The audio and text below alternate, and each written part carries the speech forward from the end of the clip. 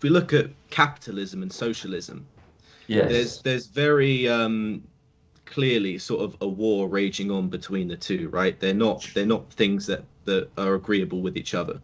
Yes. That's fairly safe to agree. Um, where and how can political balance be struck between socialism, postmodernism, and capitalism? And are the three more reconcilable than might appear? Yeah. Well, that's actually a very hard question. Obviously, yeah, capitalism, speaking loosely, is a system of individualism. People should Yes. be fully responsible for their own lives. You give people total freedom to make whatever they want, trade with anybody they want, set their own prices, consume whatever they want. So it's a total individual freedom system. Socialism, in its strong form, is a kind of collectivism. We belong to society. We should all be working together for the good of society as a whole and sharing all of society's fruits, right, together as well.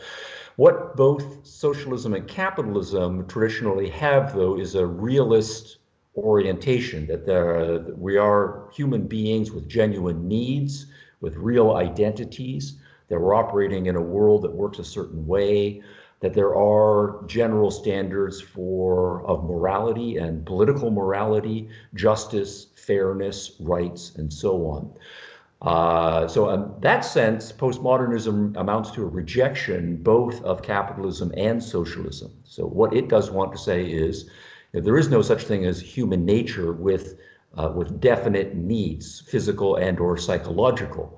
Everything ends up being a kind of social construction, and there are just different groups and different individuals, and we can't say that there is such a thing as human nature. And there is no such thing as justice and truth and universal human rights. Instead, what we have is competing groups, each with their own moral vocabularies, and they are in collision with each other.